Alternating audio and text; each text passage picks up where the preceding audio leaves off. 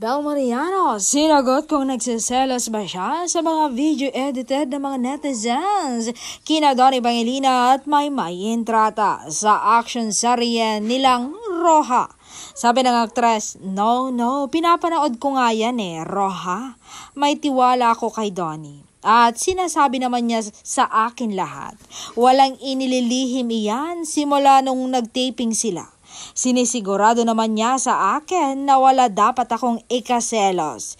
Ito nga lagi ang sinasabi niya sa akin, ang trabaho ay trabaho.